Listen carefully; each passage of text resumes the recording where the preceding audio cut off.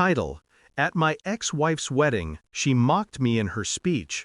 If you ever need someone to babysit your sad life, my ex-husband's available 24/7. The guests laughed, until her new husband walked up with a mic. Start the laughter hit me like shrapnel. It started as a low ripple, then burst into a full-blown roar. Champagne glasses clinked, heads tilted back, tears of amusement streaming down faces that once called me family. And there she stood, my ex-wife, in her designer gown, glowing like betrayal wrapped in silk. "If you ever need someone to babysit your sad life," she said into the microphone, her tone light, cruel, deliberate, "my ex-husband's available 24/7. The room exploded. Even the waiters chuckled. I didn't move. I didn't blink. I just sat there, staring at the woman I once built a life around. The woman who once swore I was her forever. Funny how forever ends when the money runs out. We'd been married 8 years. She was my world, my weakness, my gravity. Every plan, every dream I had revolved around her smile. We built a company together, a tech startup that was supposed to be our future. But when the company hit a rough patch, she vanished, just disappeared.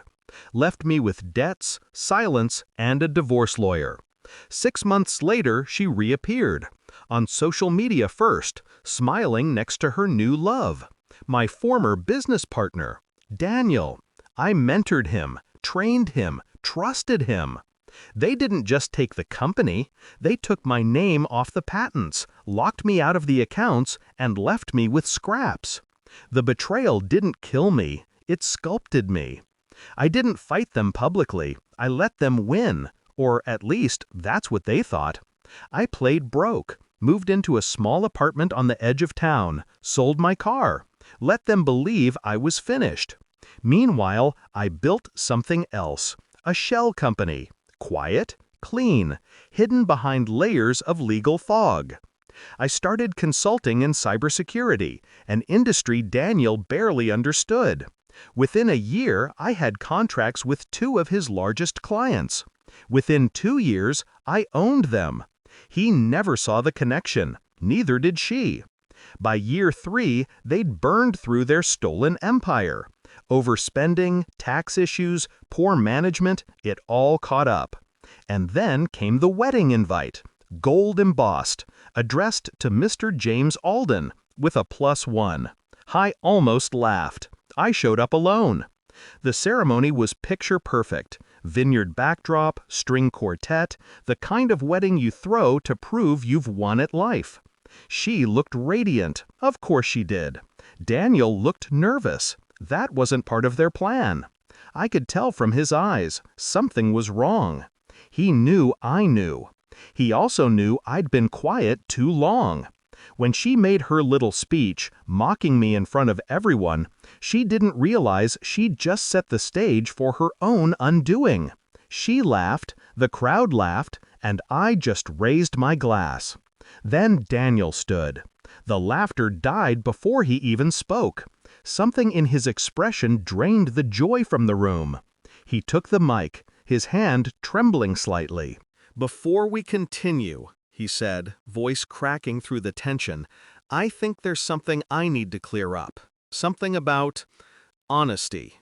Her smile faltered. He turned to her. "Do you want to tell them, Claire, or should I?" She blinked, confusion first, then fear. He looked at me, just for a moment, then back at her. "I got an email this morning," he said, "from the SEC, about financial irregularities, the ones tied to your signature."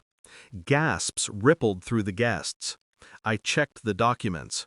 You moved company funds, personal accounts, offshore transfers, under my name. She shook her head, muttering, "That's not true, Daniel. I don't." He snapped. "The proof is right here." He pulled out his phone. The crowd murmured. Someone whispered my name. She froze, because she knew exactly what he was showing. Evidence, signed transfers, digital trails. The same trails I'd built, meticulously, patiently, with timestamps, backups, and one anonymous whistleblower account that leaked it all to the authorities this morning. All roads led to her. Daniel didn't know I'd crafted it. He thought he'd uncovered her deception himself. And she knew she was trapped. The silence was surgical. No one laughed now, not one person. I sat back, watching her world tilt, watching the humiliation creep up her perfect face. Her eyes met mine across the room, and for the first time in years, she looked small. "James," she whispered, just loud enough for me to read her lips. I smiled. Slowly, deliberately. She understood.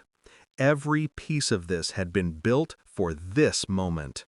Daniel stormed off before dessert. The photographers stopped shooting. The guests pretended to comfort her, but no one stayed long. By midnight, the venue was empty. Just her, alone at a table meant for two. I walked past her on my way out. She didn't speak, didn't cry, just stared at the glass in front of her, trembling hands reflecting the fairy lights above. I leaned in close enough for her to hear. "You shouldn't have used my name for your jokes," I whispered. "Some names have power." Then I left. A week later, the story broke in the business press. Bride indicted for embezzlement on wedding night. Her accounts frozen. Assets seized. Daniel filed for annulment. I never had to speak publicly. Never had to explain. Justice doesn't need an audience. Sometimes I wonder if she replays that night in her head. The laughter, the silence, the moment it all turned. I do, every day. But not with anger anymore. Just clarity.